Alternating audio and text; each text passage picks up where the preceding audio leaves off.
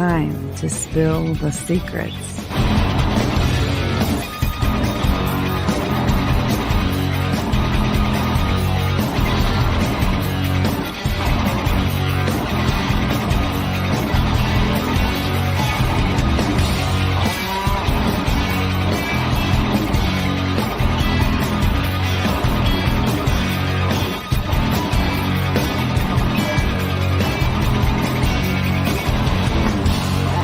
This is Universal Secrets with Tiffany Mack and Kevin Hale.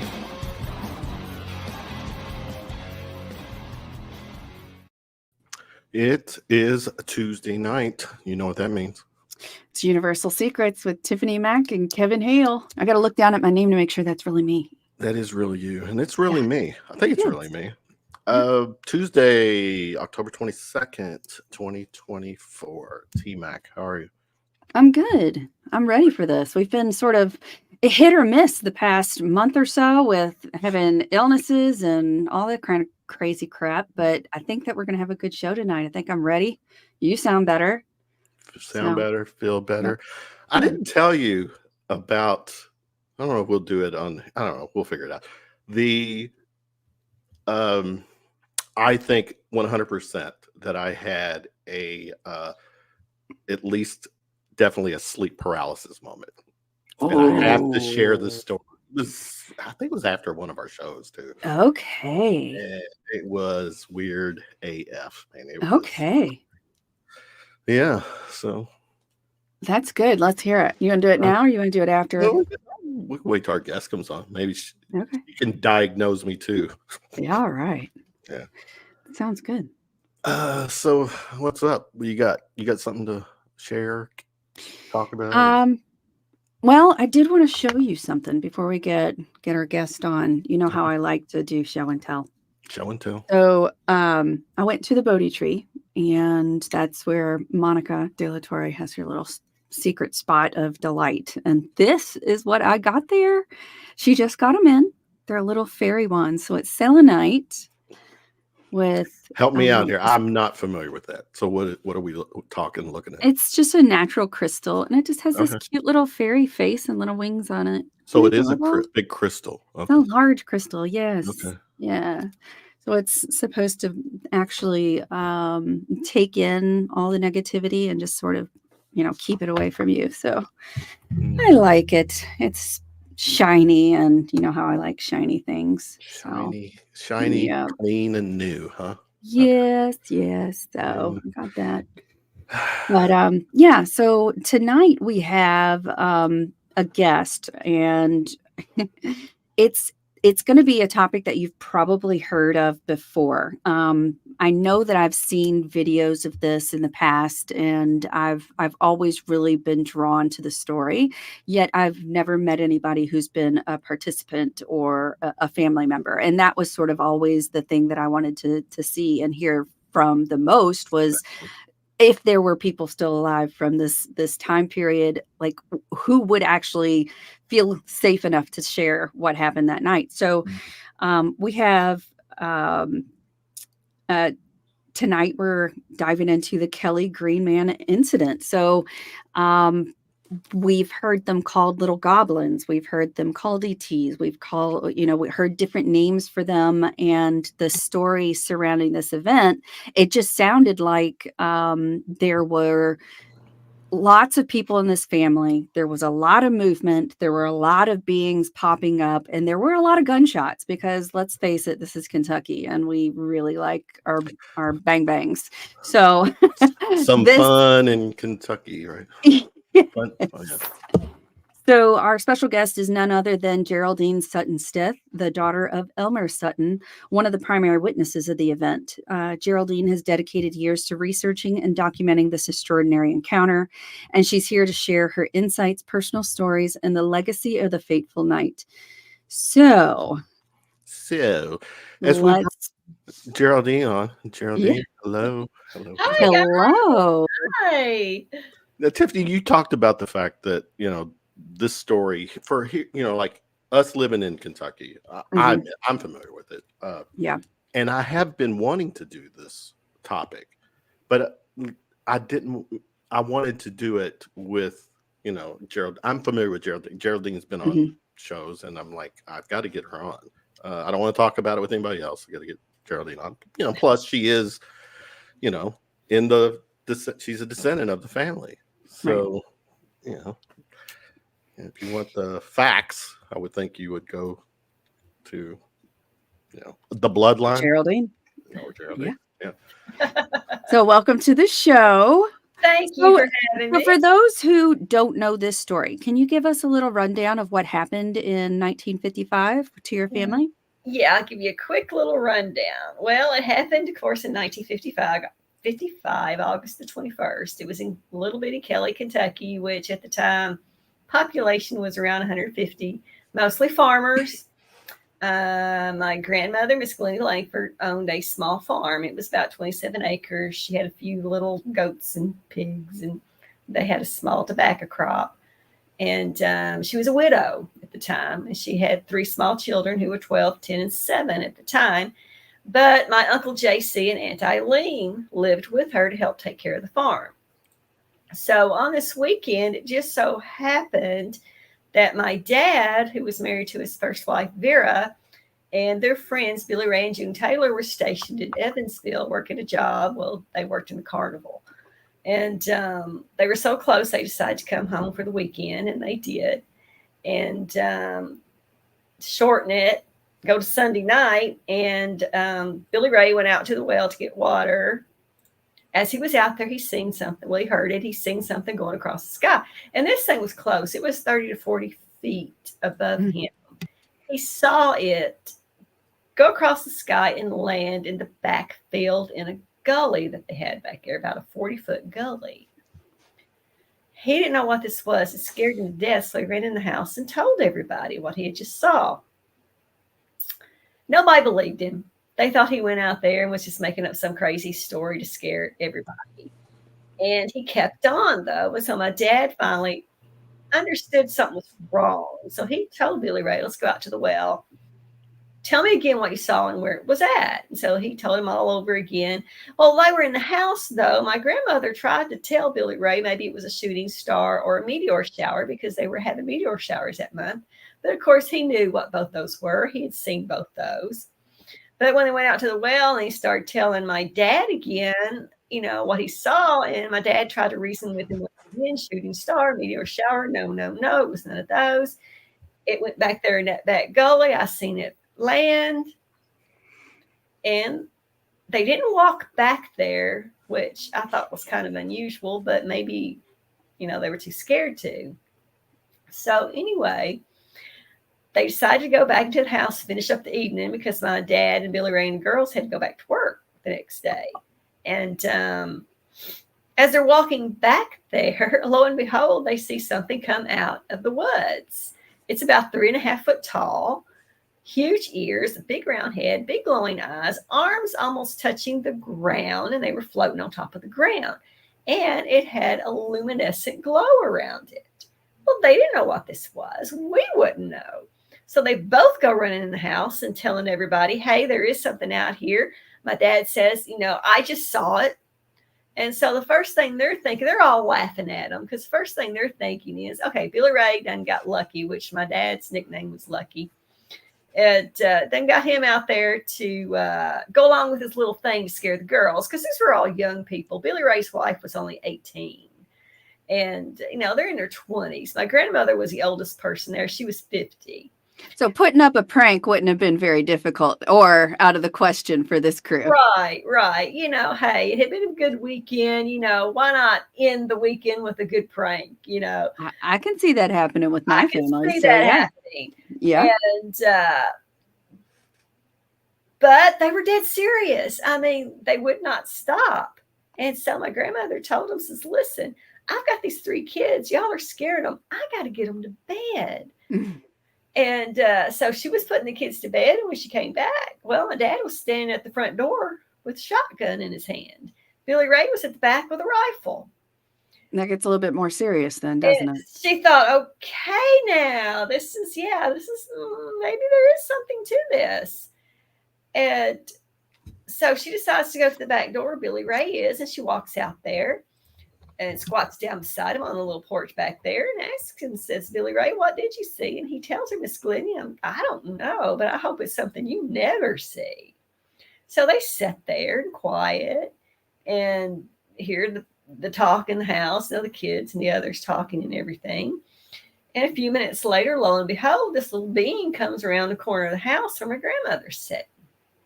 Well, she screams, a blood-curdling scream. Everybody comes running. She falls where she's squatting. And my dad helps her to get back up. At about that time, they hear a shot ring out in the front of the house, and all of them run to the front. Now, this is one of those shotgun houses. So they run to the front of the house, and Michael J.C. shoots one through the window. He said, there's something that just came up to the window. I shot it. So Billy Ray runs out the front door. He's standing there trying to find this little body because these are country boys. They hit what they're shooting at. Exactly. That's what I was thinking. You don't miss very often when that's what you do. Exactly. From the age of 6 on. Well, Michael J.C. was also a Korean War vet. Mm-hmm. It hadn't been that long since he had just got back from the war. And so I know he knew how to use, well, I know my dad knew how to use a gun. But anyway, Billy Ray's standing there looking for something. And as he's standing there, lo and behold, this hand comes down from the top of the stoop trying to grab his hair. Well, my Aunt Eileen grabs him and yanks him in the house. And my dad runs out there, turns toward where the hand came from, and there it sits, as pretty as you please. He shoots it. Of course, he hits it. He hears it hit it. It rolls, and it floats away. Well, somebody yells, there's one in the tree, and he turns, and they have... Hold that. What rolled? The bullet? The being. The being. Oh, the being rolled. The being rolled. It rolled, and it floated away. Okay, gotcha. All right. Then somebody shouted, there's one in the front tree, and he turns around. They had these big maple trees in the front yard, and lo and behold, there's sat one on the limb. So, of course, he shoots, hits, it floats to the ground, rolls, and scurries away. Well, they don't know what these things are. And by the time it's all said and done, they're trying to keep them away from the doors and the windows. They shoot them. They're hitting them. They're going away. They're scurrying off into the woods. And they did notice when they hit them that the glow around them would disappear. Mm-hmm. So, it's kind of like, what is that? And they shoot one off the back fence. And they're just keeping this up. And this goes on for about 3.5, 4 hours. And, the kids are crying. The women are scared. June, Billy Ray's wife, is just hysterical, about to lose it. She won't look. She doesn't want to see what they are. The kids see them. They all see them except for her. And my dad tries to settle them all down and tell them, say, hey, the only thing we can do is go to Hopkinsville and try to get help, which Hopkinsville is about 7 miles from Kelly at the time. So, they thought, okay, this sounds good. So everybody settled down and got quiet. And about that time, they hear one going over the tin roof. They can hear its little nails clacking on the roof. So this really starts them back up again. June's screaming. The kids are crying. What are they going to do? Vera asked my dad, Vera's, my dad's wife, said, what are we going to do? We can't kill them. They keep coming back. How are we going to get to Hopkinsville? So he says, it's going to be okay. We're going to get there. Just hold on. So he gets them quiet again. And he sits there and he gets quiet. And finally he says, let's go. And so they hit the trucks and head to Hopkinsville. Get to Hopkinsville. One little officer on duty. Of course, this is 1955. It's not today. Here you got 11 people from the age of 7 to 50 running into the police station in the middle of the night, telling this crazy story of something trying to attack the farmhouse. He's trying to understand.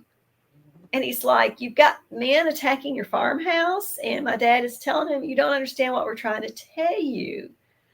And so they kept on trying to, everybody's trying to talk at the same time. Kids are crying. Everything's just a mess.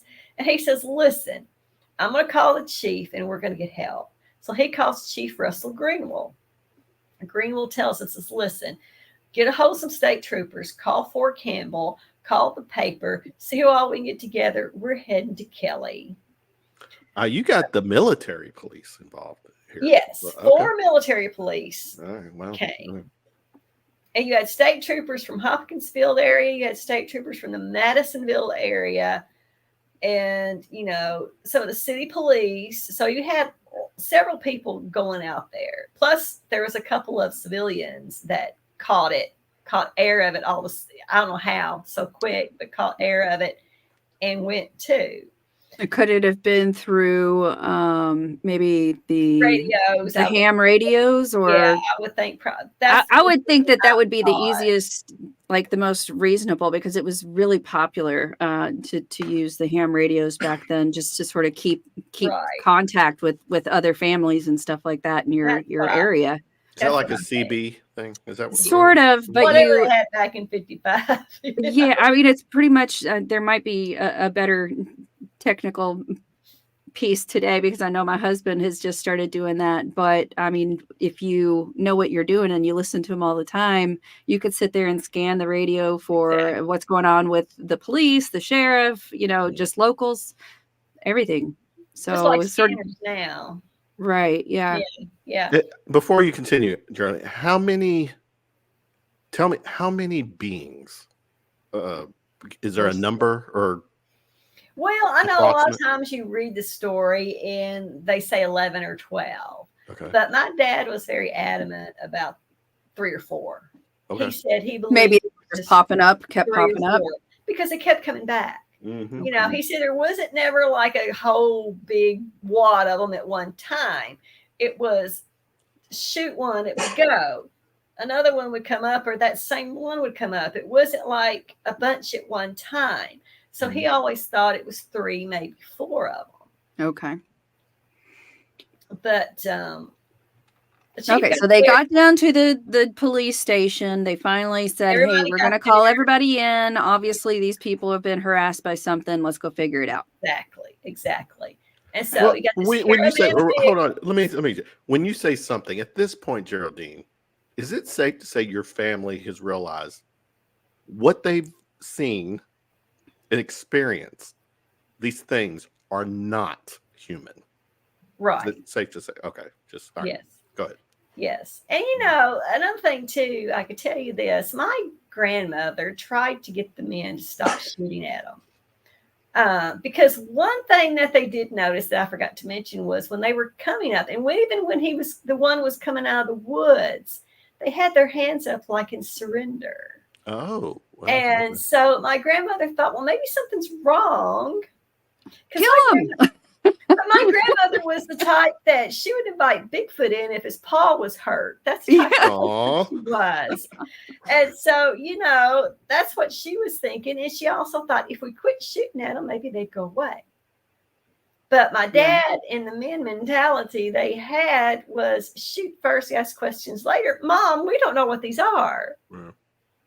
So, you know, they kept shooting at them. But yeah, but so once they got back to the house, you have a few professionals out there. You have a photographer. excellent observers of everything in the region, right? They know. Yes. You actually have a photographer from the paper there, his wife, you know, several different people. So, you know, they're all there. They get out. Oh, okay. My battery level is low. I figured it'd be good and charged. But anyway, go grab your charger. Do you have a cord? Off in my office. I'm in my husband's office. It'll be okay. I still got 50%. Okay. All right. They get out. They know it feels eerie. You can tell something happened here. Rifle and shotgun shells are all over the ground around the house. Rifle and shotgun shells are inside the house. Woodwork inside the house shot up. Holes through the screens. Clearly something happened here. Mm-hmm. They were there for like 3 hours, searching the grounds, searching the buildings, looking everywhere, even searching the pens where the animals were. I mean, everywhere. They looked and looked and looked and couldn't find anything. No evidence of bodies, no blood. The only thing they found was one of the car that had the police officers in it. they seen a glowing substance on the back fence, by the back fence, and that's where they had shot one. So, of course, the first thing they did when they pulled up was they jumped out of the car, ran to that back fence to see what that glowing was. But when they'd walk up to it, the glow would stop. You couldn't see the glow anymore. So when they'd walk away, the glow would be there. But, you know, what was it? They didn't know, didn't really care, I don't think. And so the chief went to my grandmother and told her, says, Miss Glennie, I'm so sorry, but there's nothing here. You know, no evidence of a body or anything. Sure, yeah, y'all shot at stuff. There's evidence of that, but there's no blood, no bodies, no body parts, no pieces, nothing. So she thanked him. Everybody left. So they went. My grandmother finally got the kids to lay back down. Of course, it was like 3:30 in the morning by now. She went and laid down in her bed. My dad sat beside her, rocking chair, shotgun across his lap. She opened her eyes, and there it was at the window again. And she thought, well, you know, I'm just tired. You know, they were physically and mentally wore out by now, 3:30 in the morning. So this is day 2? No, this is that same night. Oh, same night. Okay. Same Same night, 3:30 in the morning after everybody left. Gotcha. Okay. And she opened her eyes the second time. The little thing was still standing there. She opened her eyes the third time. She told my dad they're back. So he jumped up and they started again trying to keep them out of the house. And this continued till daylight. When daylight hit, they left. And the only reason they think they did was because the sunlight hurt their eyes. That's the only thing they could figure. My dad set the family down. He told them, he says, listen, nothing good can come of this story. He says, I heard them out there last night. They were laughing at us, making fun of us. They don't believe us. Who's So they? No, who's they? Who's they? Who is they that are laughing? The people that were there that night to investigate, Gotcha. you know, the chief and all of them. Well, the chief believed something happened, but and others did too, but a lot of them didn't. And so he said, let it go. We're going to forget this ever happened. Don't even talk of it. So the men had made plans to run, I think, to Evansville to pick up some furniture or something that day. So they left the house and left my grandmother there with, you know, the women and the kids. And that's when the people invasion started. It had gotten out. People were coming from everywhere. They wanted to see the little men. They wanted to be there when they came back. They were camping out in the yard. People were trying to set up concession stands and souvenir stands and selling stuff. And they were walking in the house and taking things, walking around the yard and picking up stuff and taking things. And my grandmother didn't know what to do. My dad and other men got back and she told them, says, they're taking everything we've got. I'd have shot them. They're going to rob us blind. Well, that's what my dad was wanting to do. He said, well, he grabbed the gun and he told her, he says, I'll show them. And she told him, says, no, you can't do that. You know, you can't just go ahead and shoot people because that was his first thought. Yes. Yeah. So he went. You're still trying to protect the family and the property. Yes. So he went and talked to one of the police officers and he says, I'll take care of this. So he went and ran everybody off. But as soon as he left, of course, they all came back. And that day when the men come back from Evansville, my dad couldn't even park his truck in the driveway. There were cars lined all down the road, all in their driveway, in their yard. There was just people everywhere. And that even made it even more mad when he couldn't even park his truck in his yard. And this kept up. You know, what were they going to do? My grandmother just didn't know. She was afraid, for one. You know, the men and the girls had to leave. She was going to be left there with the 3 kids and JC and Aunt Eileen. What was she to do? Could they handle it? Her thought was, could they handle it if these things were to come back? Because they don't know why they were there in the first place.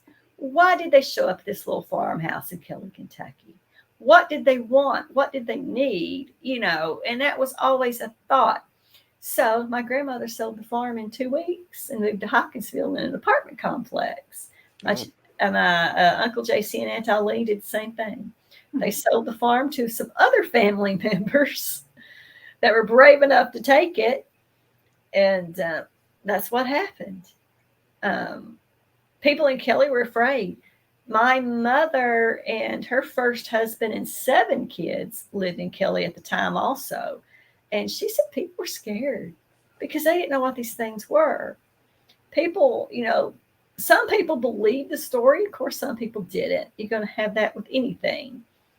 And the people that believed it were frightened. I mean, and you got to realize too, and this was after the fact because people wouldn't talk about it because they seen how my family was treated. Mm-hmm. But people came forward afterwards talking about seeing lights and things during the day, that evening, that night.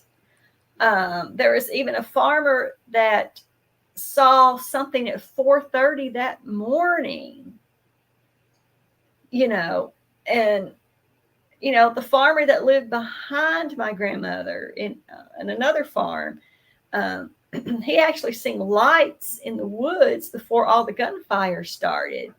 And he thought that they were out in the woods trying to get some animals in that had gotten out of the pens. So he actually went in his house, threw his boots on, grabbed a light. He was going to go help them get their animals in. Mm. And about the time he went out the doors when the gunfire started, he turned his butt around, went back in because he wasn't going to get shot. Good, smart move. I was going to ask that question to see how close any of the neighbors were. One, you've already said that they saw lights, but to hear, yes,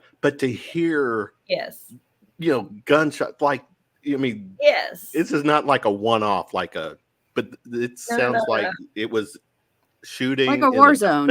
Exactly. Yes, that's exactly how somebody, explained how it sounded. Mm-hmm. Several of the neighbors around there were hearing all this, but they were afraid to do anything. It's dark. It's nighttime. You just don't go walking out in the dark, especially when somebody is shooting because you might get shot yourself. Right. And nobody knew what was going on. Nobody knew that there was little beings just attacking this farmhouse, Or were the neighbors saying, and I say due respect, the Sutton people, the Sutton family, they're just playing. They're having a good time. Well, I don't know about that. Maybe some of them did. Yeah. This is just like this one instance, this Billy Thomas, and I've talked to Billy Thomas. He's in his 80s now. He was a teenager back then, and him and one of his friends were down the road from my grandmother's house. They were actually out in the yard working on an old bicycle or something. And he said, well, they were standing out there working on this thing, whatever. He said they saw something go overhead and was going in that direction. But he said they didn't think a thing about it. And, we get in that mentality, especially when you live close to a military base. Okay. Fort Campbell was 10 miles from Hopkinsville. Oh, gotcha. Which is close. It's close. Yeah. And, they have maneuvers. And, you can see that nighttime activities and things that you're not supposed to know about anyway. Exactly. They just do what they're going to do. You can see night flares and stuff for miles and miles and miles. I remember seeing that stuff when I was a kid where we lived out on the farm and in Trigg County. And, so people get used to that and they think, well, that's what it is. It's Fort Campbell. We live right here by Fort Knox. And I'm sure people around here are the same way. They see something in the night, it's lights, whatever. Oh, it's Fort Knox doing night maneuvers, and you get in that mentality. And I'm sure a lot of people around there probably thought that. Plus, they had been having those meteor showers that month. And they said they were really big meteor showers. But the fact remains, one of these things went over Fort Campbell and some of the soldiers seen it. And it was not a meteor.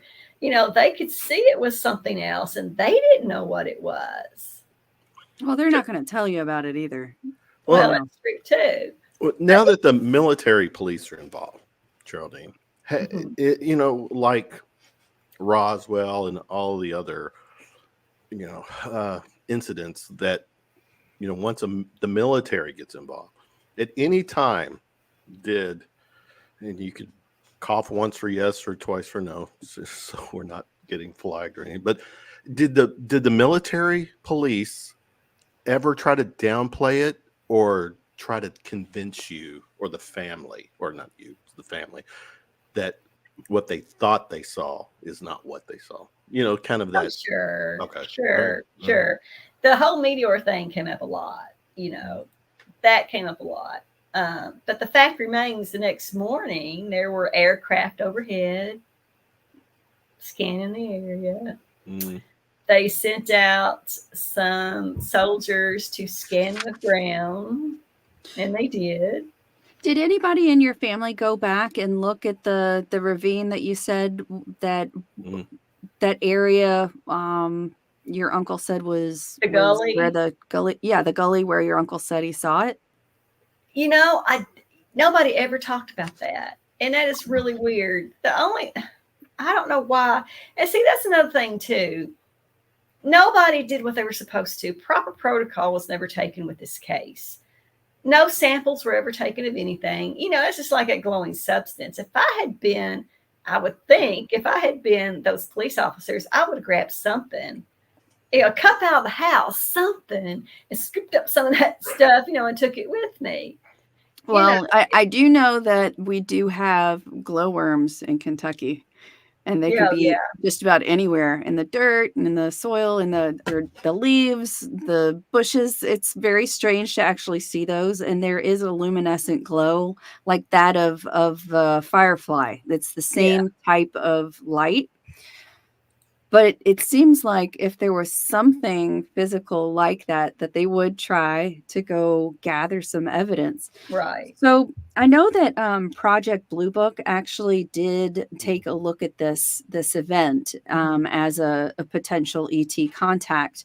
What did they find, and how did you feel about their findings based on your familial story? How did it affect your family? Let me cue something up as you speak. Okay. Okay. You can hold on. Let's see. Okay. Yeah, you can answer the question, and we'll just look at the pictures. Well, they really didn't give much thought to it. They wanted to get rid of it, to be honest. And the way they got rid of it was, these were a bunch of course, they were farmers, poor farmers, hillbillies that didn't know anything. They said uneducated hillbillies is actually their words. So they tried to demean the people and make it sound like a bunch of hillbillies were drinking and partying and making stuff up. Yes, that's how they got rid of it. They didn't want any part of it. They just wanted it gone. And that's how they did it. Uneducated hillbillies. Exactly. So these pictures are really unique, and I've seen how they've tried to draw them in the past. And this one, it almost looks like an aquatic being to me. Sort of like it almost has like a frog-like or axolotl type gills instead of ears or fins. It looks very aquatic to me, or even maybe like a reptile in some way. Well, that was my daddy's description. Interesting. Mm-hmm. So did he feel like there was no hair? Did it look like they had like a soft skin, or was it more scaly? Did he have any memory of that? Or he never really talked. They really didn't get. They just know they were like a gunmetal gray, and that they glowed, and the glow would stop when they would hit them. So the glow, do you think that maybe that could have been some type of force field? Well, that's what my husband and I had talked about that, and that's what he thinks it was. Because, when they shot them and hit them, the glow would stop and they'd go away. Of course, when they come back, the glow would be back. So, was it a force field they had around them? Maybe that's why they weren't getting hurt. Right. But, that's my daddy's drawing. He was very adamant about the round head. The other thing that I had heard mentioned, and this has been years ago, just in passing, like watching one of the shows, it actually just came up, and I remembered that they mentioned that it could have been a great horned owl. Yeah. So we have a lot of these UFO, like ET sightings, where owls are part of this, like almost like a screen memory, right? Yeah. So could that potentially be part of the whole story, is like maybe some kind of screen memory for everybody? Maybe was there something else going on that only the family was able to see this, and they made it appear to be these little strange beings? I don't think so. You don't think there was an abduction? No. No. Okay. Mhm. All No, right. I mean, there was, I read somewhere where they thought Billy Ray had got abducted, but he never got abducted. Nobody got abducted. And they weren't going to get abducted if they kept shooting them. But the whole owl thing, any kind of being that's blood and guts and skin like we are, feathers or whatever, these are country boys that could hit anything. There would be bodies splattered everywhere.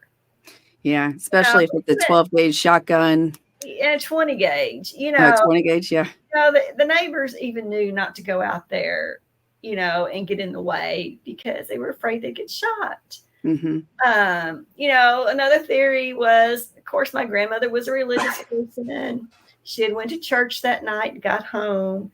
And the thing was, she got home and was talking about the sermon, got everybody, the Holy Spirit and all that stuff. And please, no, none of that happened. This is just a family sitting and bothering nobody, trying to enjoy an evening together, and these little creatures just started coming up to the house. People seeing craft that evening. People seeing lights and things during the day that day. What were these things looking for? They don't know. Why did it land in Kelly? Don't know. We'll never know. What was the meaning behind the whole thing? Who knows? I've had people tell me they're fairies and crap like that. And I'm like, no, these were 3.5 foot tall little beings that came up to the windows and doors trying to get in, it seemed like. And they were making sure they weren't going to. Did they knock or did they try? No, they didn't knock. I mean, they just went up like that, seeming to surrender, as my grandmother said. But I think I'd have lost my mind if an ET came up and knocked on my door. You would, and there's been other cases of little beings like these being seen. I mean, you don't know about them. People just don't talk about it. But they're there. I mean, are they in the caves? Hey, I don't know. Could some been left behind? And they're in, that theory has been brought to me too by certain people. Who knows? They could be in the caves. Kentucky is full of caves. Caves that have never been touched, probably never will be touched. Absolutely. I remember reading something the other day. And this is just me not knowing the history of like Mammoth Cave or the caves. Mm-hmm. I mean, it is, to your point, Geraldine. The cave system here is crazy. Where they literally found a shark's tooth in one of the caves. Do you remember? Yeah. You know that story? Mm-hmm. I have to admit, yeah. I just heard that not too long ago, and I'm thinking, what? There's no telling what's in these caves. Yeah. We don't know. They're millions of years old. They're millions of years old. Where obviously there wasn't a shark that walked; it was water. Well, Kevin, you know that we have found fossils all over our property they're corals from the ocean. There was an ocean here, and people just assumed this was always nice, beautiful rolling hills, but it wasn't. No. Gerald, I gotta say this. If I say this, and I'll say this. I've said this on a lot of shows, and I say this with due respect to you. There's, to me, the 3 greatest questions in my lifetime: Are we alone in the universe? Is there a God? what happens when we die. If I get the answer to any one of those, my life changes. It's a 180. For your family to have this experience, and I believe that they believe. I believe that they saw something and witnessed something. If I'm a family member and I just experienced something that is otherworldly, and my life will never be the same at that point. Right. And theirs wasn't. Yeah. Theirs wasn't the same. Good and bad. Yeah, good and bad. So yeah. I mean, more bad. Probably more bad. I mean, these people were beat down over the years. My dad didn't want to talk about it. You were a very lucky person if you got him to talk about it. They kept this hid from us kids for a very long time. We found out about it by chance. Stay with that. I mean, that's a good point, because I do think how I've understood this story, that I always picked up that there was not an agenda with the family. Right. That the family wanted to keep it on the down low. Didn't want the attention. No. Stayed away. But then why invite the media? Well, that was the next day? Well, they had I mean, why invite the media if you don't want it, attention drawn to the topic? And I'm not saying that there's anything negative about that. And maybe that was a way to get everybody involved and say, hey, come help us. Like, we've got something going on. Come help us. But like, if we invite the media to an event today, it's a shit show.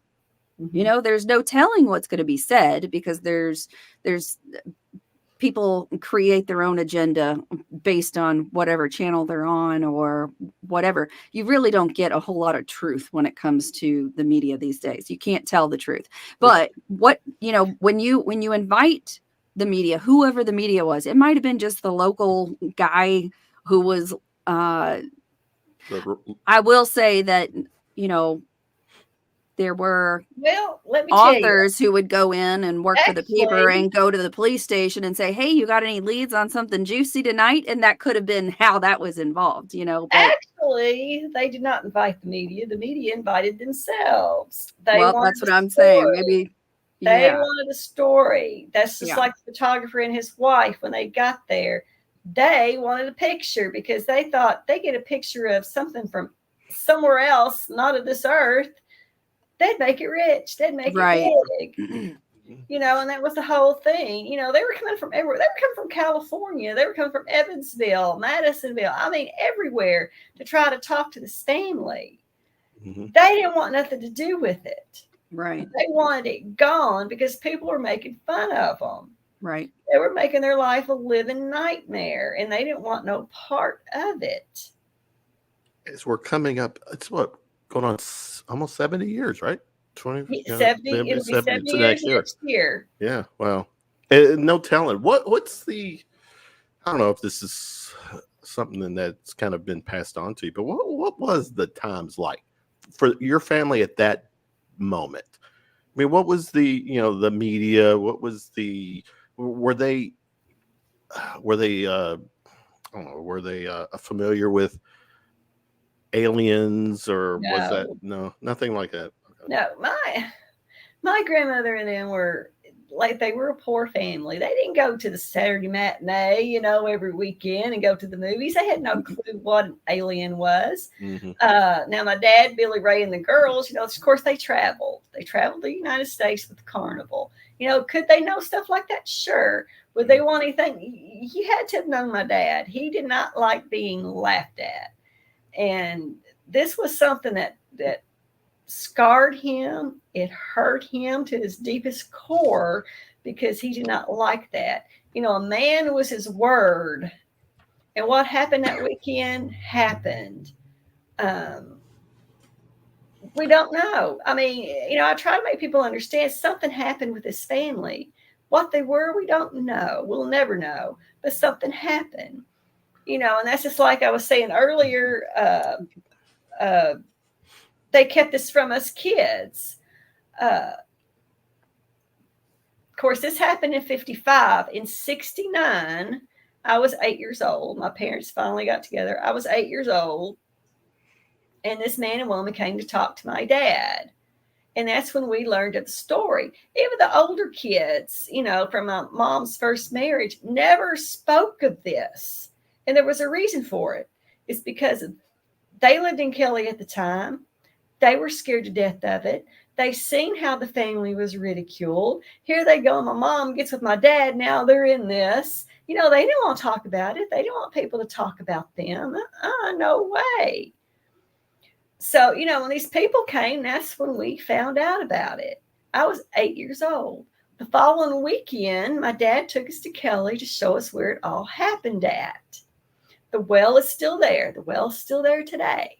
The house was still standing, barely, but it was still there. He took us back in the field where the gully was, and lo and behold, there was this huge round circle on the ground where no grass was growing. Now, this was 69. I've had people come and tell me today that when they were younger and lived in Kelly, that they used to walk across that field. They walked over that round circle. They knew it was there. Everybody knew it was there that lived in Kelly. But why didn't somebody go and do something about it? Why didn't they take samples of that circle back in there? They wanted to get rid of it. So we've got nothing to do with it. Yeah, Tiffany. We've got Wild Indigo Forestry. This is a woman who worked for the forestry department for her whole career, and some of the projects that she did were classified. So I always tease that maybe it was Bigfoot that she was investigating her whole career, keeping quiet. But she says, Tiffany mentioned they looked amphibian. There are swamps everywhere here. She is she lives in that area. And then there's swamps? Really? Swamps? Is there a lot of swamps? Yeah, there's swampy areas there. But even if they were amphibian and there's swamps there, you're talking 2.5 to 3.5 foot beings that are walking with. I mean, I guess what are we saying here? That these are things from the swamp, or some? I guess I don't know what. Like the Gill Man from maybe Creature from the Black Lagoon. I love that idea. Why not, Kevin? This is a paranormal show. I'm not saying that's the. I mean, maybe they're more mysterious and not really as alien related as they are earthly and just from a different. Well, I'm gonna be honest with you. I don't know any swamps around Kelly. All I know is farmland. That's Hopkinsville. Farmland. No, there's no swamps around Kelly. Mm-hmm. It's farmland. I mean, it's got a train track going through it. We'll have to get more information on that. Yeah, I will. On the swamp. Maybe the swamps are bad information that you're not supposed to know. Maybe you're not supposed to know where they live. G14 classified, Tiffany. Exactly.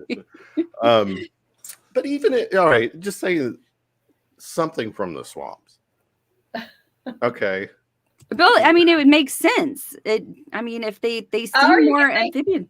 You could think the way my grandmother thought. You know, like I said, she was a religious person, and she thought the goblins, they were called goblins, was something the devil had brought forth.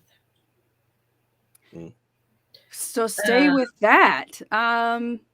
So why would she feel that something evil or she thought demonic would come and attack? Well, she thought maybe she had done something wrong. You know, being the religious person she was. Okay. She had done something wrong, and the devil had brought forth these goblins. Could that have been about your father being a Korean War vet? Oh, my Uncle JC. Or uncle, yeah. Could have been. Maybe he killed some people over there. You know, that was something he didn't talk about. Let's see. Well, we're going down a path. Well, I mean, it was a dark era for a lot of people. I mean, my grandfather was in the Korean War too, and he said it was the bloodiest, most awful thing that he'd ever seen. And it was a very Right. short period compared to Vietnam that lasted so long. That period was very short, very brutal, very bloody. So even with your uncle coming back, your mom being very, or your grandmother being very religious, maybe there was some tension and some emotional and like feelings of even guilt being, just a participant, or him coming back. We talk about with different types of paranormal activity, your feelings, your emotions can bring up and bring forth different entities. Who's to say that they couldn't have been something a little bit more demonic than ET? Right. Exactly. We don't know. I'm going to have to go Yeah. to my cord. Y'all Or are you about go, to run out of battery. go ahead. Good. Oh, Or this, Tiffany. Yes, was there something cooking on the stove that may have attracted them? Good smells. It That probably, could- yeah, Yeah, could have been but some yeah, good yeah, staying with beef the stew.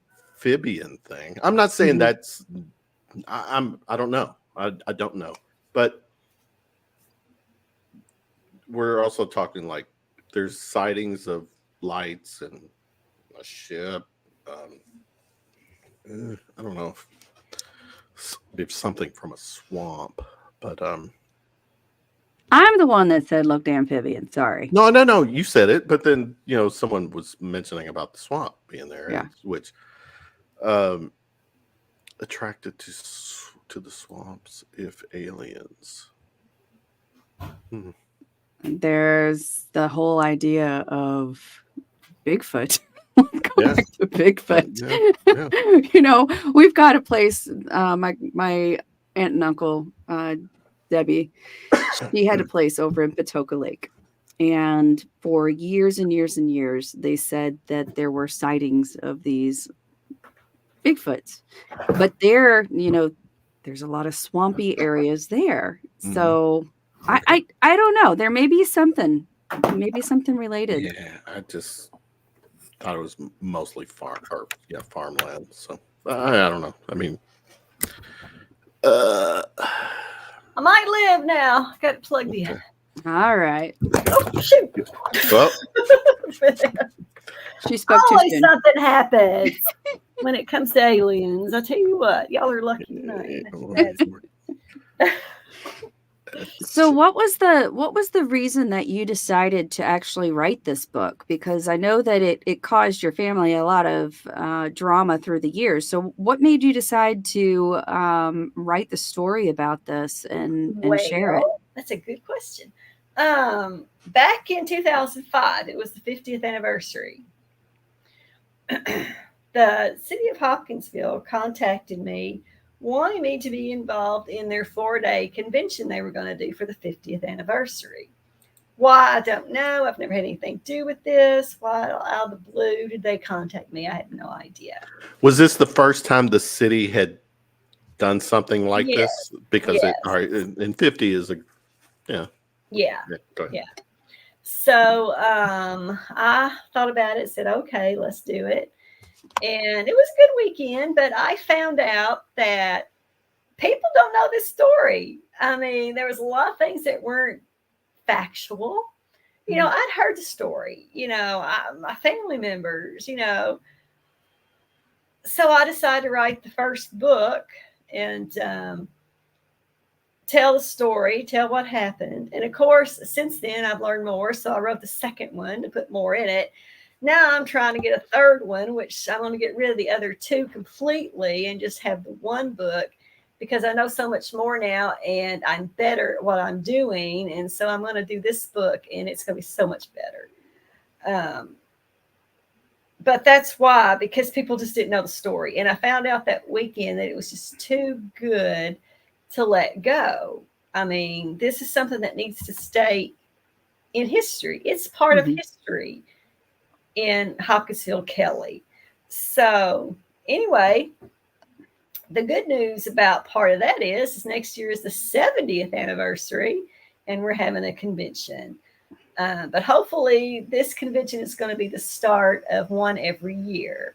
So it's going to be really good. It's not going to be till October, but we're going to have a kickoff event in August, the week, of the event. And we've already got celebrities lined up. We've got a lot of stuff going on. I mean, it's going to be wild. It's going to be fun, hopefully. But yeah, that's why, because people need to know the story. It needs to be kept alive. People need to know the truth. Well, hit me up with some truth here, Geraldine. I've heard part of, and I appreciate you. I've heard stories that your the family had put up like signs that no trespassing. Yes. And then supposedly when that wasn't working, then they decided to like charge admission for. Yes. So is that true? And That's if it is, it's genius, because to me, it's like, yeah, go ahead. Well, the reason they did it was they thought, well, if they charged money, people wouldn't come. Right, exactly. That's what my point. It's reverse psychology kind of thing. Yeah. Guess what? They still came. They didn't get any money because nobody was paying anything. They just kept on walking right up in the yard, walking through the house because they didn't have locks on the doors, and doing what they wanted. It didn't help a bit. So the sad part is that your grandmother actually moved. Like everybody just moved from the farm, and in such a short period too. Yeah. So that's what puts a little bit more of validation to the whole story, that something was going on. She was just like, that's it. I'm done. I'm out. I can't deal with this. This is too much. We're done. It was like a sign to be over with this family farm thing. She just afraid. Yeah. She had those 3 kids. I mean, I'm sure they were terrified. You got to realize my Aunt Mary was only 7. She's a little bitty thing. She's a little bitty thing still today. And these things were as big as she was. Right. What if they came back?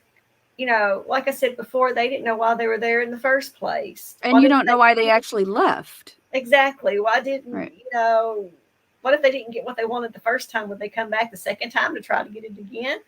What were they there for? People don't realize also that Fort Campbell actually had a nuclear arsenal at the time. Did they miss Fort Campbell? Did they meant to stop there and just landed a couple of cities over, a couple of towns over? What happened? We'll never know. Never know. So did anybody in your family had even, I'm not sure if they would admit to it, but do you believe that any of them had any kind of visitations or any kind of information through either dreams or anything like that? Did you ever hear of any stories beyond that could maybe relate? No, and I'll tell you this. My Uncle JC said that if it ever happened again, if anything like that ever happened again, he wouldn't say a word. Because, like I said, they were beaten to the ground over this. Yeah. And they just wouldn't talk about it. My dad would get contacted all the time. People were always trying to get him to talk about it. I know right before he passed away, there were some people from Germany getting a hold of him, wanting to bring him over there. Why, I don't know why they wanted him over there. But he wouldn't do it. No, he didn't want it, and the 2 people that came back in 1969, they were there to get information to write a book, which they did. And they gave my dad a copy, of course. And it was one of those little, what they call them, pocket books. It was real thick. I remember that much. I wish I could find it. I looked for it. I can't find it anywhere. The one he had, he let somebody borrow, and he never got it back. But he would get so mad when people would contact him trying to talk to it. And he'd pull that book out when he had it. He would just, and cuss and rant and rave for a while till it passed. And then he'd put the book back, But it was just something that they didn't talk about. I mean, even today, the 3 kids are still alive. My Uncle Lonnie's 80 now. He used to talk about it, but he won't talk about it anymore. The two younger ones will not talk about it at all. And it's because they were terrified. You've got to think these were kids that were seeing something that we've never seen. Mm-hmm. You don't want to see. They were trying to get in the house. They were as big as they were. They weren't dying, And Right. How do you defend yourself, protect your family, and keep your sanity all at the same time? Exactly. Yeah. It was hard on them, very hard.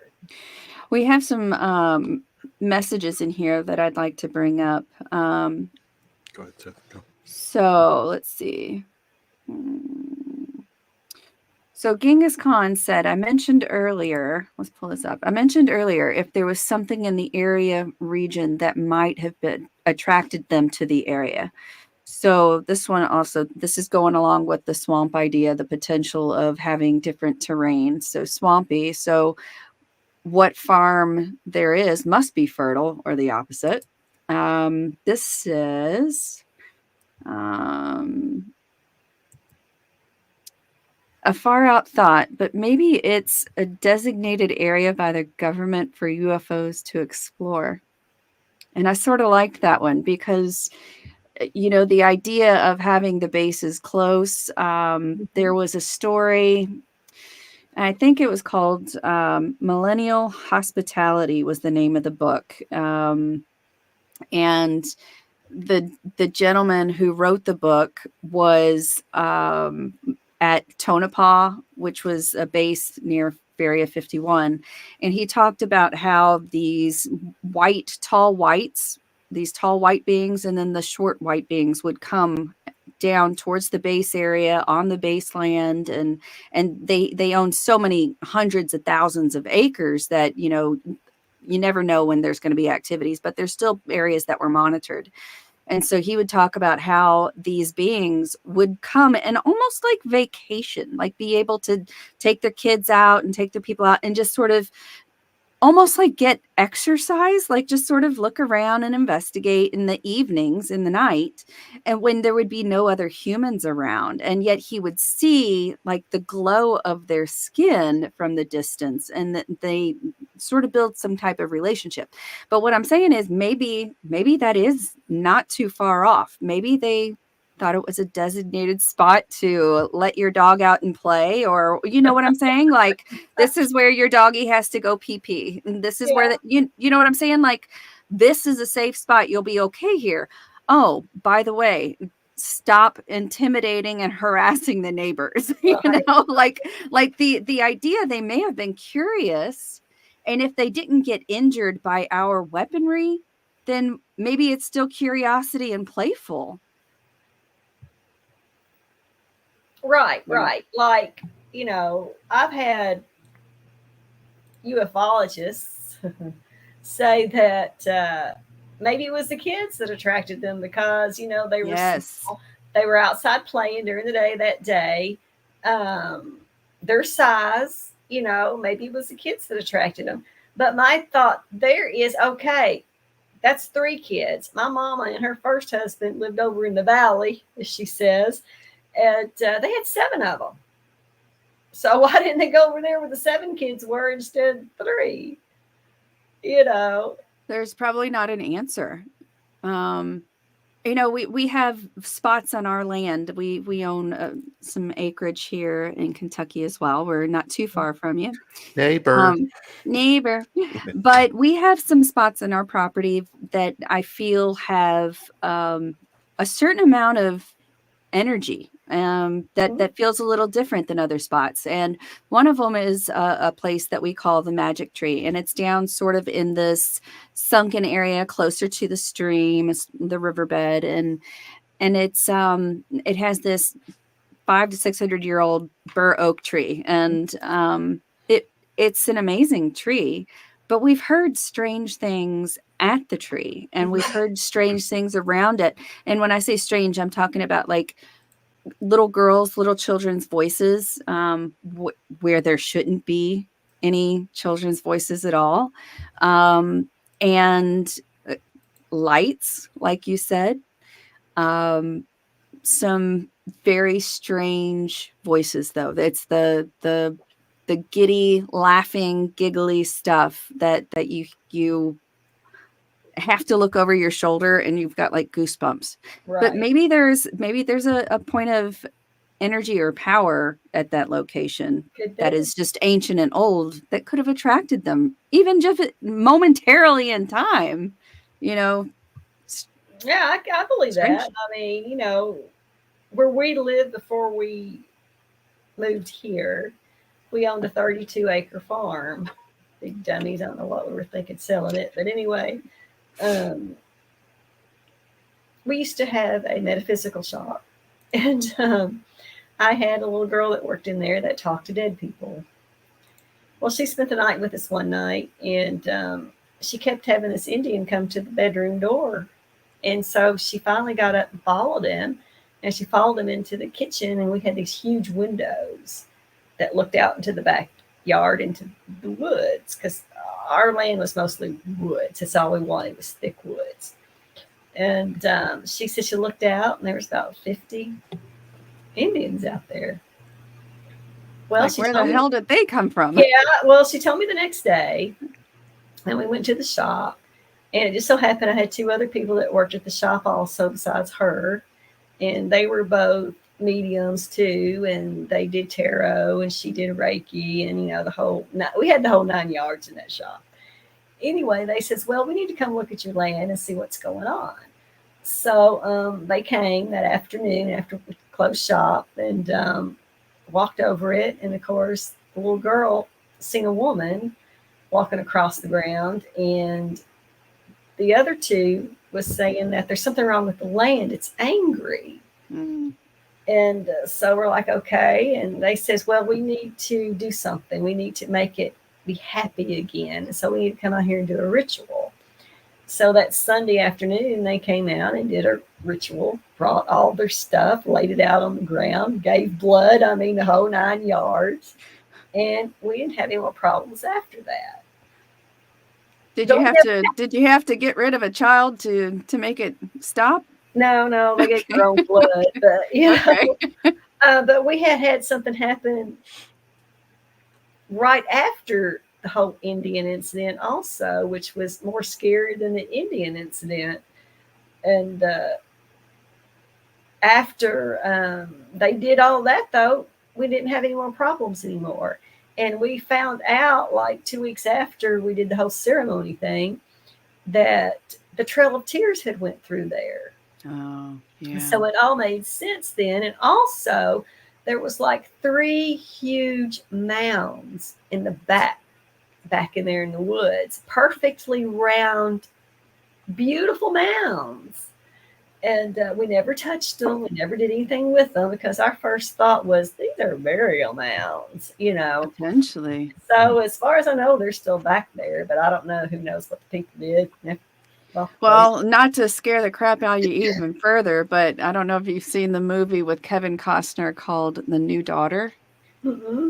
They talk about, they buy this property and they find this mound on their property, and it's sort of underneath. It's almost like a pyramid of just these pathways, like a catacombs, and it's this ancient alien species that got stuck here and it started mating with humans. And, oh gosh, no. Almost like a ant-like society, but these like humanoids.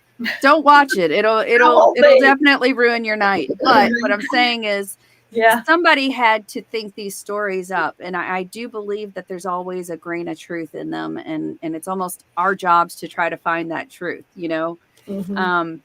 But the potential is there. Speaking of truth, Geraldine, give me the lowdown on this. Okay. This has been a few years ago, but I remember reading this, or I think it's tied to your story, the family story. Okay. Is that Steven Spielberg wanted to do something after Close Encounters of the Third Kind and had a conversation with J. Allen Hynek. And Yeah. one of the topics that came up for a potential sequel or something was this. He wanted to do a movie called Dark Skies, Okay. Oh, and it was the Kelly incident. yeah. Gotcha. But after the, what's it called? The fourth kind, whatever it was, Close Encounters. Third kind. Third kind. Yeah. He decided that doing another scary alien movie would be too much at the time. So he changed it to E.T. Mm-hmm. And so E.T. came, and he never did do the Dark Skies one. Which, how tall was E.T.? Think about it. Come on. I know. Damn it, Spieler. You're ripping Hopkinsville off. And that would be more goblin-like. So, damn it. He still kind of made it. All right. Kind of like Kelly. High five yourself. High five your family. There you go. There you go. Right. Well, the Gremlins, the Gremlins, what do they look like? Yes. Oh my gosh, Yeah, they took that Gremlins. too. I love those little guys. The movie yeah, Signs. Love that one too. Lot. It is too. Yeah. So there you go. Where you need Look at to this. get your family needs to get some Royalties. Right. Yeah, that's going to happen. So Ginga said, there's stories about so-called rest areas designated around the Groom Lake set up and monitored by the government. That has to do with earlier saying that, they might have just been let out to play outside of their UFO for the evening. They may have. Yeah. And here's the misnomer too. Can they may have been little kids. Yes, that's where I'm going.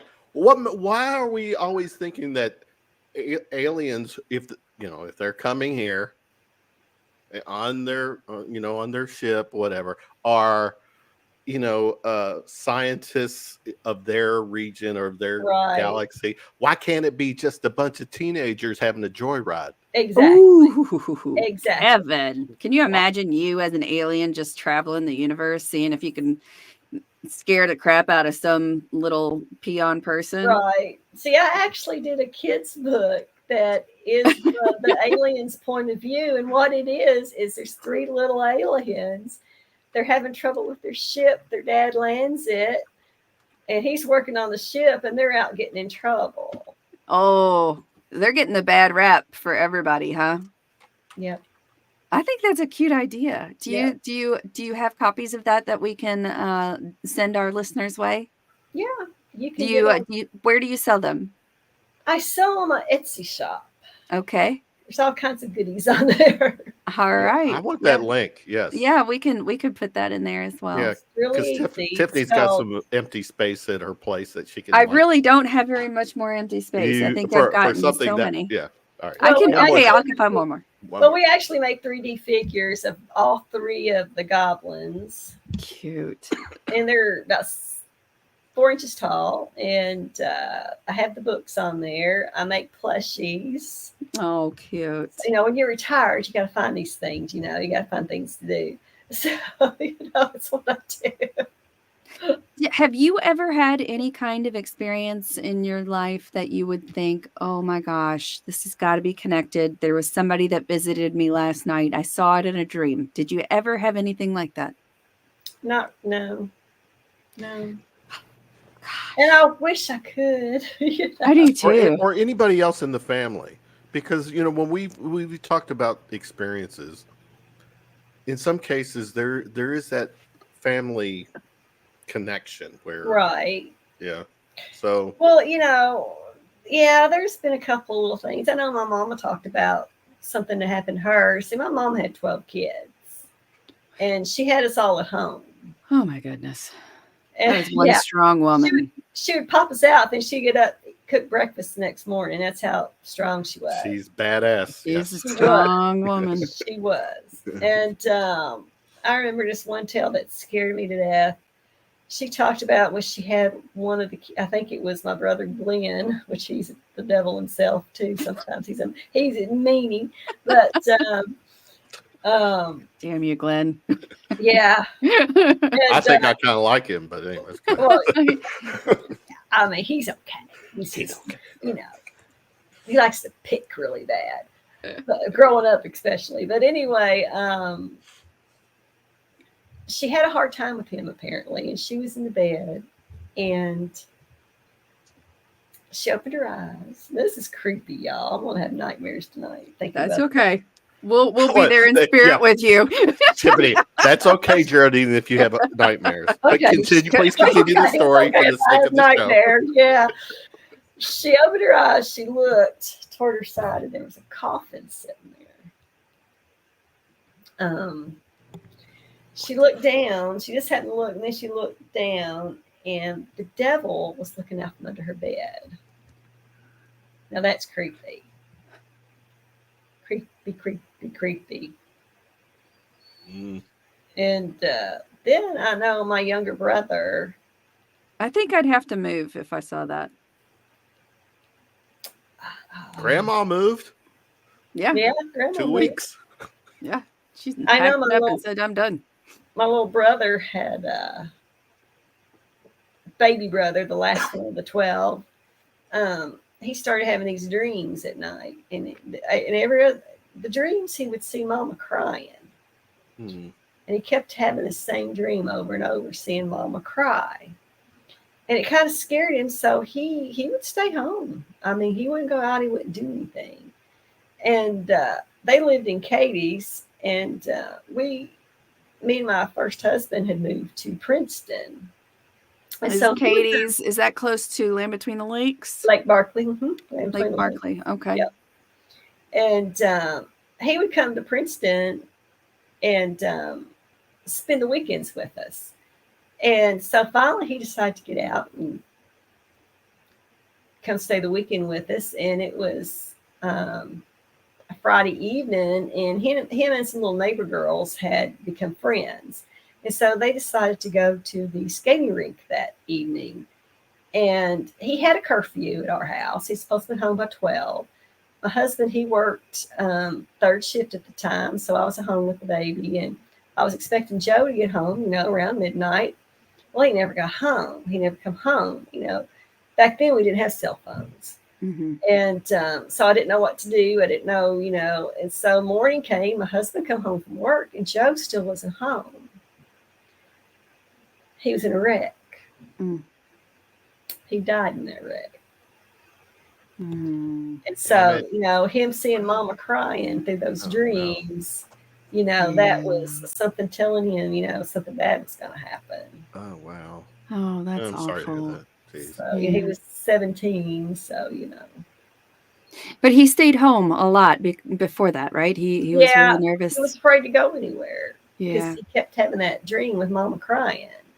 Oh. So, I didn't mean to bum y'all out. No, it's hard to hear that. It happened. So Yeah. and that was Mama's baby. So, that was hard. Yeah. But I think things happen like that for reasons. I mean, I don't know why she's seen what she's seen.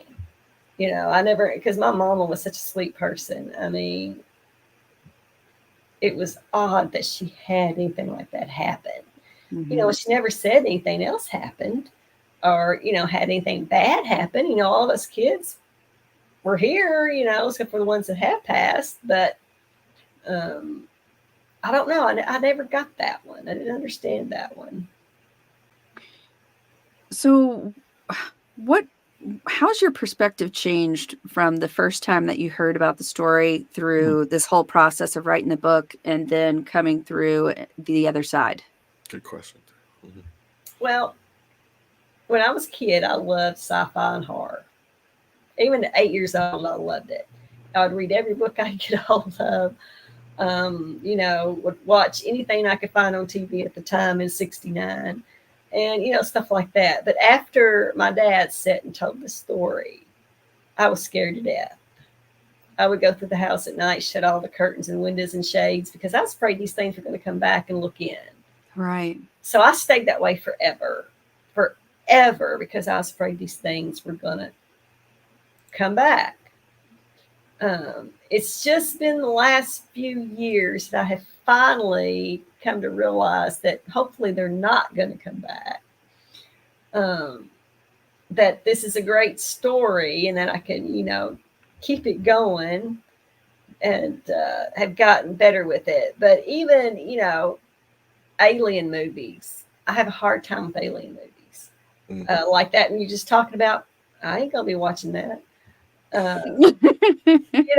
Because, I feel that, I've heard too many stories. I know too many people that have had encounters, that, I've met Travis Walton. That man has been through something. I've met other people that have had other things happen to them. It's scary. The whole alien thing is terrifying to me. But I'm trying to do better with it because of this story. So, I'm better. You asked how, I've progressed over the years and I've gotten better. Do you feel like it's been therapeutic, this whole process, cathartic maybe? Yeah. To get it all out, to write it down, just like writing this new book, it's been really good. Because I know more. I'm adding more. And I think it has helped. And, this whole thing with Hopkinsville and the convention next year, we've actually got a meeting I've got to go to Thursday, and I got to go talk to some people. And, getting this out there and getting that going helps also, because you meet these people. You meet people that have had things happen to them because they will talk to you. Right. They don't want to talk to just anybody, but they will talk to a person that's, their family has been through some kind of crazy encounter, because I won't look at them like they're stupid, right.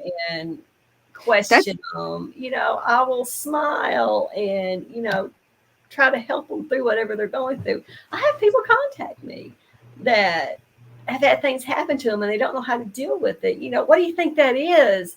So you get to sit in the seat of the therapist probably more often than you ever thought you were going to. Exactly. What's your hourly rate, Geraldine? Oh, well, yeah, I wish. But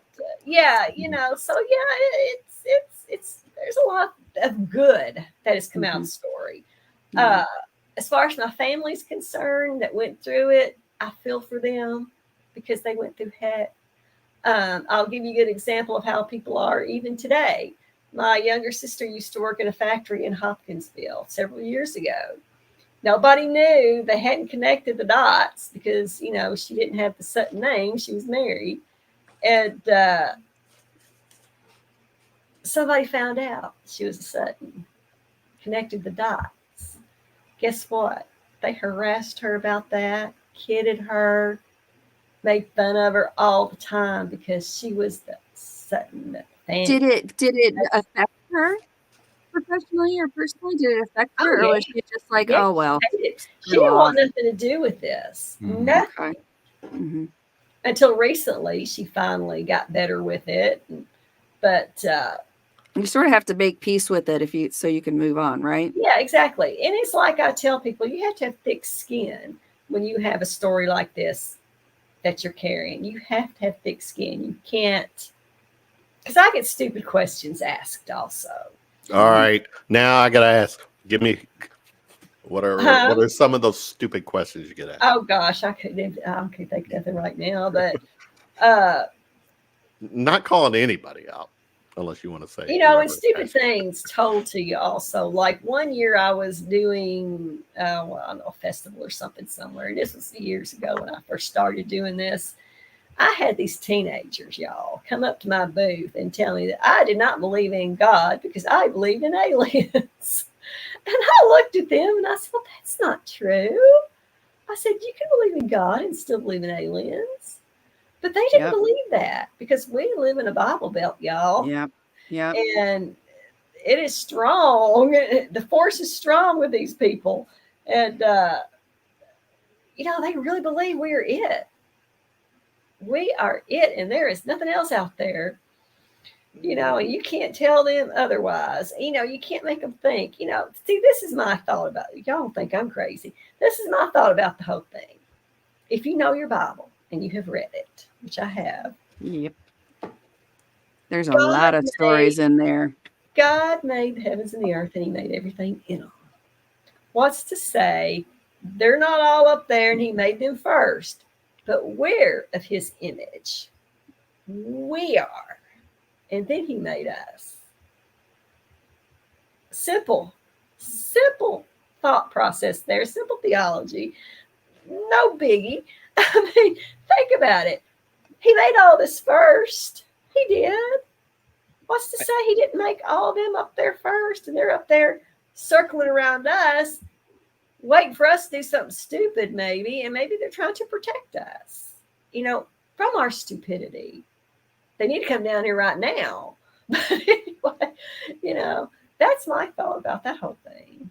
Well, I'm saying if they're out there and they want to protect us, then our current path with this country and world of ours, I expect them to be coming on. To show up and slap us all in the face. Right. It's here. I mean, we're sort of winding down here, but my thought was always if these beings, if your grandmother said they were coming in like their hands up, like waving the white flag, right? And the guys got defensive because that's what they were there to do. The men have to protect the women. These are strangers. We don't know what they are. They're not supposed to be here. They're not normal critters that we see on a daily basis. Exactly. They have no business on our property. We're going to protect our family, protect our property, right? Okay. So what if these beings were just there out of curiosity and they're like, well, let's see what happens. We'll go in and we'll be all peaceful. And then they start getting shot at and they're like, well, shit, let's try again. Maybe we didn't do it the right way. Let's go again.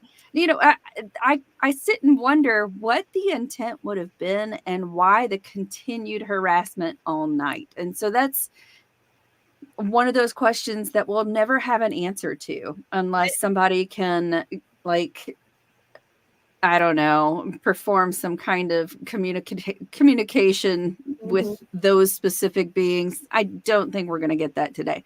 But do you know what I'm saying? How would we even know what the intent was? Because they didn't hurt the humans. They didn't have any weapons on them that they could see. There's, so now you just have these heightened emotions and this physical, like a visceral feeling of fear and protection. That's all they had was, fear and protect. That's all they could think of. Could you imagine the ETs, Tiffany? They're visiting us, and the Sutton family gets blacklisted off there. We can't go to them. Don't visit them. Don't go to that house. It's not Hawaii there. It's not a jump no and skip over that farmland to the next family. Yeah, that's good. Yeah. Don't go back there, y'all. Don't go back there. Those people are packing. Yeah. Let's switch gears a little bit as we're winding down, Geraldine. You were here in our neighborhood last week. Oh, yes. Yeah, for the goat. What is it? The Goatman Festival. Yeah. All right, I'm gonna share. Tiffany, I want to ask Geraldine. Share that experience, but Tiffany, share your two after she's finished. Your take on the whole Goatman thing. Okay. How was that, Geraldine, for you? Oh, you want me to talk about the festival? And or the lore. Or the Goatman lore. The lore? Oh my goodness. The lore. Well, there's a train trestle right there at Taylorsville and Poplick Park. Yeah. I lost it for a minute there. It's Poplick Park. There's a train trestle that's like 100 feet in the air. And I mean, this thing looks old. Well, it is old. It's been there forever. I can't imagine a train passing over it, but they still pass over it today. Yes. They do. And it looks rackety. Yes. And the lore is there is a goat man that stays around this trestle.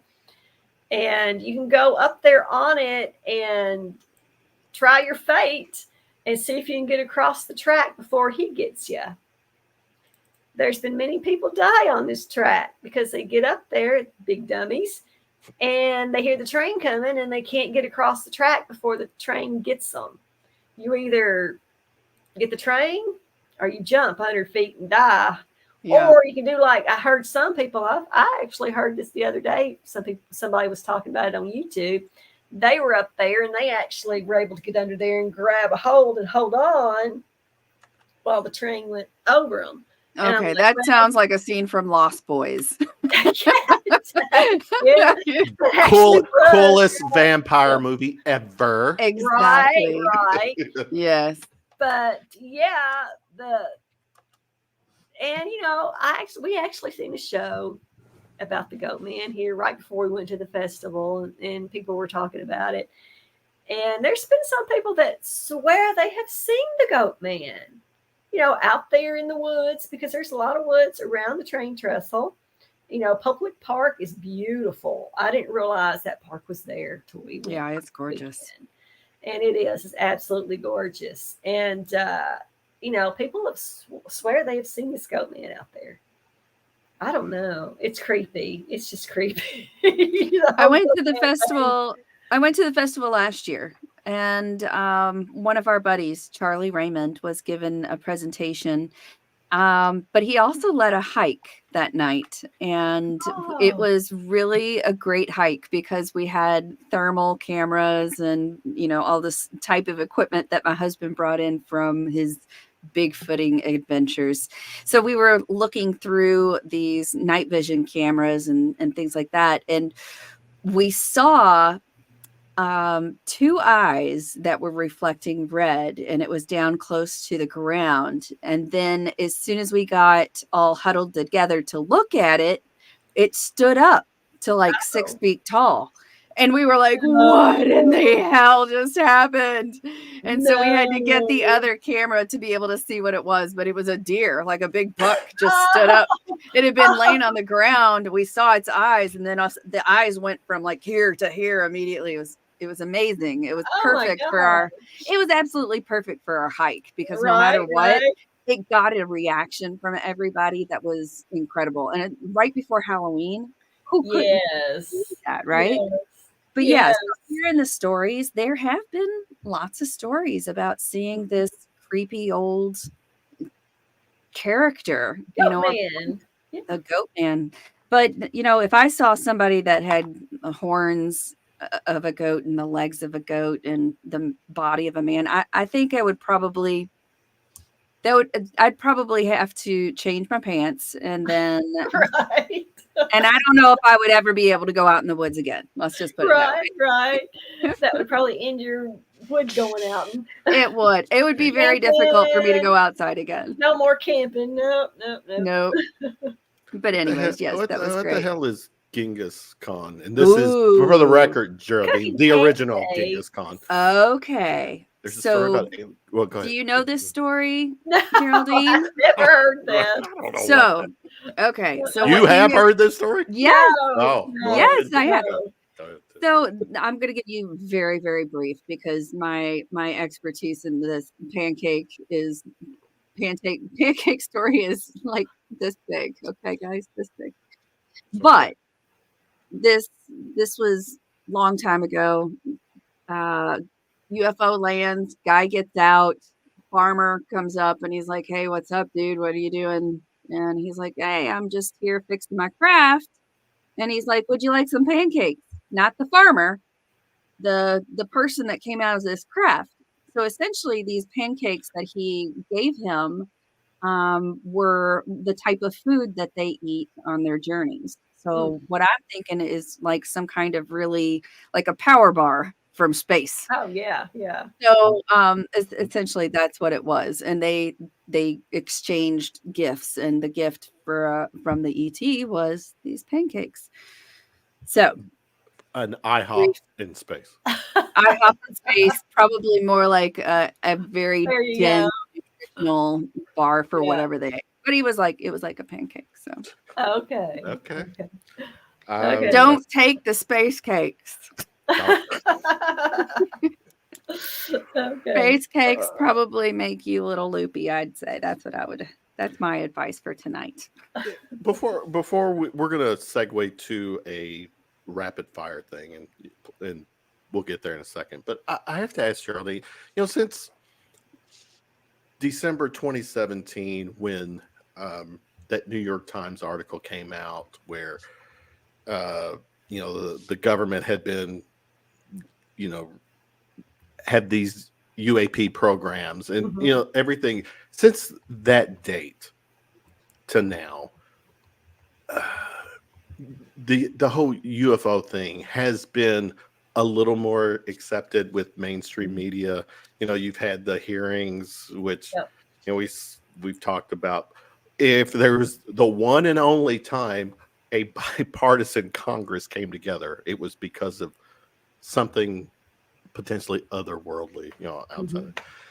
Has that kind of, I don't know, vindicated, but the fact that the government, people from the government have acknowledged that there's these programs of things that they can't identify. For the people who, gave your family shit, or sorry, grief and just all that stuff. I mean, now that when to me, if I'm the family, if I'm in the Sutton family, I'm doing a number one salute to a lot of people who were, just hateful or, just disrespectful. Well, I'll be honest with you. As far as any of my family getting involved with any of this, or even reading or watching any of this stuff that's going on, they're probably not. They just don't care anything about alien stuff. Okay. I'm the only one that's keeping this going. Do you want to raise your two fingers up then? Yeah, hey. Enough said. You made your point. I don't know. I guess it's a good thing. I've got a friend that's always sending me videos and stuff about what's going on as far as the whole alien thing and what the government's doing and everything. But I don't read them. So, I don't are listen you to them. okay? Well, then you're not.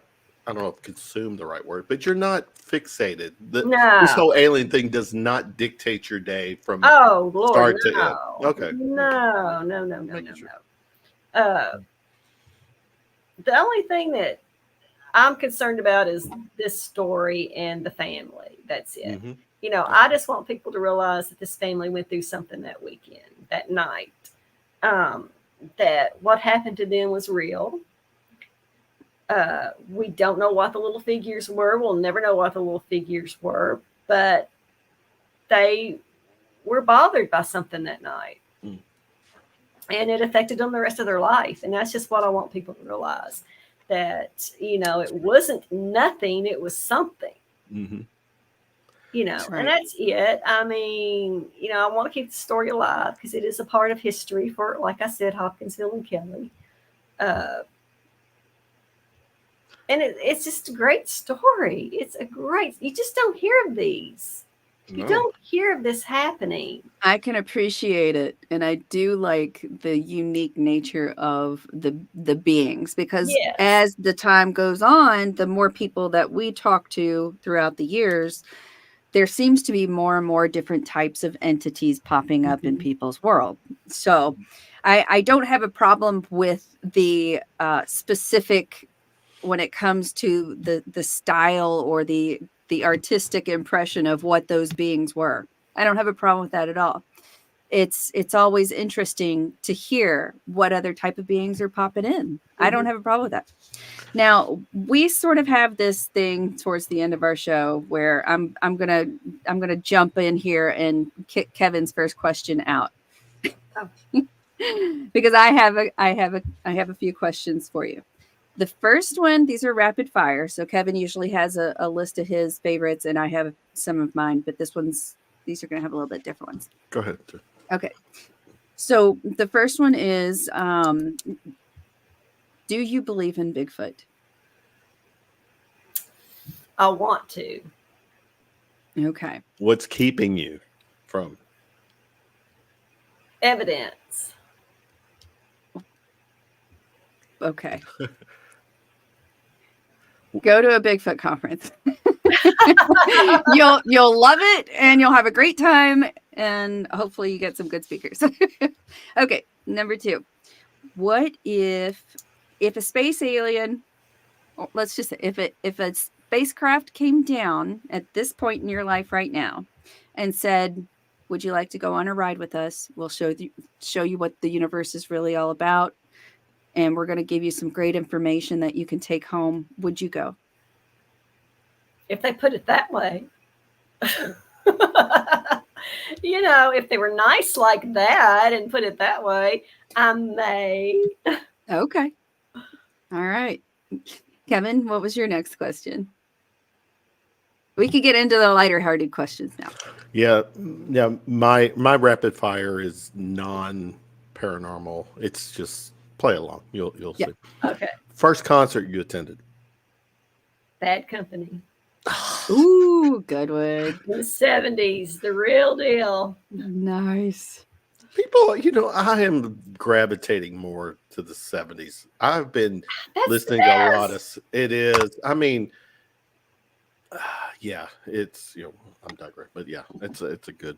I'm so picky about my sound when I listen to music in the headphones. In the 70s music, we know that it's just technology wasn't as good as it is now. Well, yeah, but it's raw. It was raw. that, Exactly. Yes, it's the real deal. Yeah. People could sing back then. They didn't need machines. No auto tuner or whatever. Nope. Exactly. Yeah. And they didn't rely on YouTube. All right. Exactly. Okay. Invisibility or super strength? Which would I want? Yeah, which would you want? Invisibility. Uh-huh.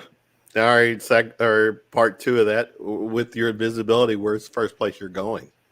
Oh. Or doing? Oh, I don't know. I don't think I've ever asked that question, but you don't have to answer. No. It's your superpower. You do what you want. That's right. Favorite movie? Oh God. No, favorite horror movie for Halloween. Oh, horror movie. Oh, okay. Halloween original. Halloween. Okay. Kevin, what's yours? Horror movie? Ugh. I don't know. I think horror. I don't know. Do you classify The Exorcist as horror movie? Yes. Horror? Yes. Well, that to me, absolutely. that's still. That was. I'll put it this way. That's the scariest. I was awake. I kind of woke up in the middle of the night one night last week and was flipping channels, and I was wide awake at 4 a.m. and The Exorcist was on. Oh, no. I skipped right past it. I was not going to watch it at 3. No way. And they was right in the middle of the movie where all this shit was happening. No. Yeah. No. Mine is still The Descent. Going down into the caves, cave systems of Kentucky make me think of just craziness. So The Descent is probably, it's on my house TV at least once a month because it is sort of a favorite. I like listening to I like listening to it while I'm cooking and cleaning. I know. Yeah, I'm a little weird. Kind of strange. It is. It's a little. It's like I know what's going on. I just need it in the background. So, Kevin, what's your next? If you could travel back in time, what period would you go to, Geraldine? Oh, gosh.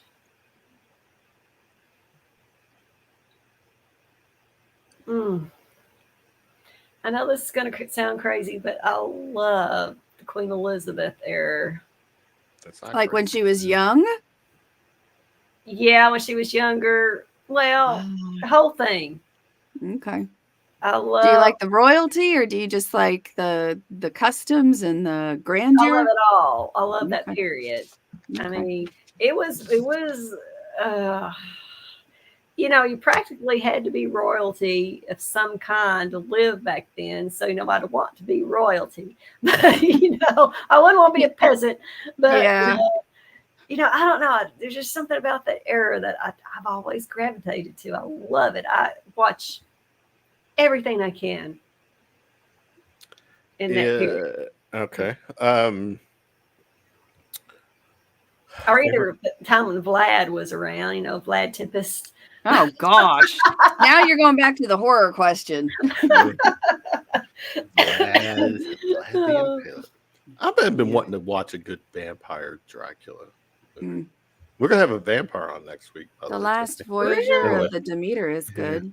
Yeah, that is. I saw that. That's on my watch list. Yeah. That's another one that I'd turn on and just sort of let go. Yes, I love that one too. Yeah. Geraldine, name a pet peeve.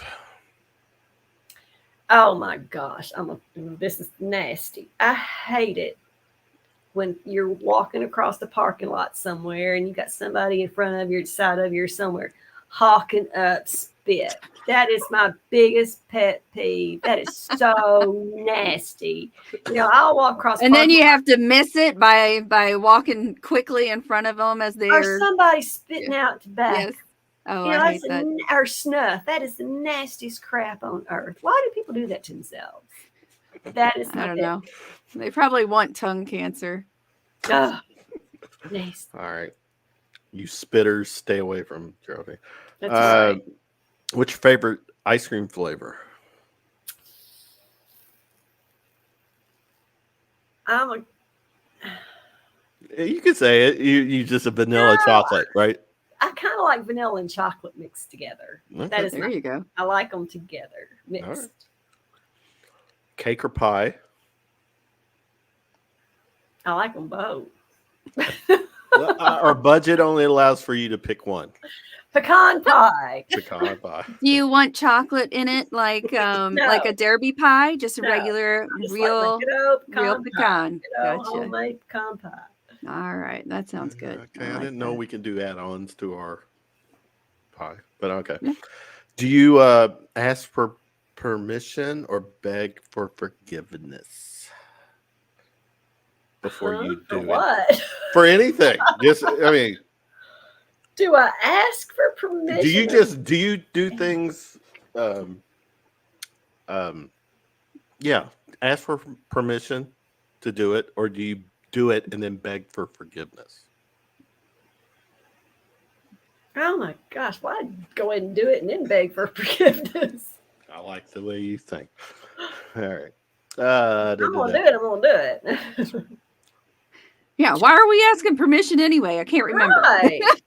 My husband knows. If I want to do it, I'm going to do it. Oh, I forgot who I'm dealing with tonight. What species I'm dealing with. The female, right? Yes, the female. Right.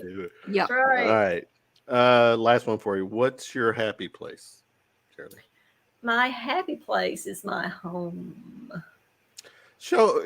Speaking of home, can you turn your camera to show Tiffany everything that's in front of you? Oh. You showed me earlier. Check this out, Tiffany. Let me see. This is my husband's office. Okay. But look at this. There's one screen. Keep going. And there are about like 10 screens in that office. Look at this. There enough.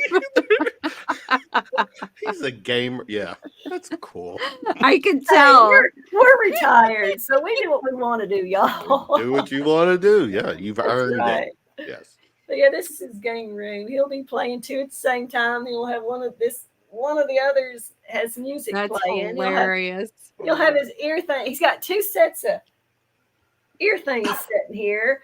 I mean, y'all just can't see it. It's crazy. Is he like stepping in the doorway and like, how much longer? I gotta start. No, he's downstairs in the den watching TV. All right, he's with his laptop in his lap playing a game. All right, we are. And the other one's sitting here where he can check stuff. So he's fine. When's the next book out, or when's it due? It's going to be after the first of the year. I still got a lot to do with it, and my illustrator is coinciding with the 70th. Yeah, okay. He's due. I see something, and I'll get a hold of him and say, "Can you make a drawing for this part here?" And so that's and he's doing my cover. He's already got the cover done. It looks really good, but I can't wait for it to get out. You mentioned real quick. You mentioned you were like at the Goatman Festival. Mm-hmm. Have you been able to, or not able to? Do you do a lot of these comic or whatever? What's the word I'm looking for? The Well, they're paranormal conventions. Conventions Or that you get to UFO or speak. cryptids. Are you doing a lot of those? Oh yeah. Okay. Yeah, I've been so busy this year; it's been crazy. Yep. And I do other things too. I get asked, like last weekend, besides the Goat Man Festival, I couldn't do Friday night at the festival because I had to go to a library in Russellville, Kentucky, and speak for them. So, I do stuff like that. I've done schools. I've been to nursing homes. If I'm asked, I'll usually go. If it's not, That's awesome. Terrible. I've been to Roswell. I've done a couple places in Texas. It's a unique story. Yeah, it's a unique story. People want to hear it. Yeah. And correct me if I'm wrong, Tiffany. We've had people on in the past who've shared with us how many supposed alien species have visited or are here. Mm-hmm. I have to admit, I don't recollect any of them ever saying anything about a 2.5 to 3.5 foot being. They've always painted this picture of the tall or not necessarily. This is just a very unique style. So is they considered a species though? Is this what I would assume it would be? Yeah, okay. Absolutely. Right. And what I would be interested in is seeing if there could ever be a connection, like a worldwide connection where you can find anybody else on Earth that has ever seen a being specifically like this one with the tall ears and the specific look. Because we hear about the tall grays and the short grays all the time, it's just like, but I would like to see if anybody else has ever seen anything remotely similar. There are people that have. I mean, I've had people come to me and talk about seeing little beings like this. And another thing too I didn't mention is the Cherokee. When they were all over the land, they had run-ins with little beings like this, and they would fight with them over the land. Oh, interesting. Yes. Well, that goes back to a comment that we had earlier with Genghis. It said something about the small beings. Let me see. Hold on one second. Now I'll pull this together.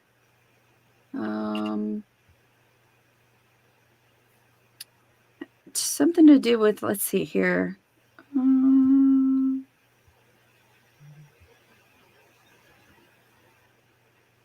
don't know where it went. It had to do with, oh gosh, it's gone. Had to do with just the size and shape of the goblins. Mm-hmm. But no, well. There are probably lots of stories out there. We just don't know about them. I think he tried to tie it into like Celtic lore because we had a lot of Irish people here in this region. I think he was trying to connect it to like the fae, the fairies, the goblins, and like these little fairy type creatures that. Yeah, I've had people tell me that they could have been fairies. Right. Right. And I mean, the problem that we come across is that the terminology is very difficult to create. Like we don't have a name for the creatures that they saw specifically. Right. You all just say they were the green men or the goblins because that was just the only word that sort of came to mind. But different cultures around the world have different names for small, beings. Right. Could these be the fairies or the fae or these little leprechauns? Or, we got to remember the connection between the history and the culture of the people who came over from Ireland to inhabit our area. It may have something to do with that. Yeah, I mean, who knows? I mean, we're all from European background. you know. Mhm. So who's to say? Who's to Right. say? Yep. All right. As we were telling you at the beginning of the show that we try to stick to a 90-minute show, and here we are closing in on 2 hours, Geraldine. But that's just how we roll. We can't not stop talking. So. Oh, guess I found it. Oh.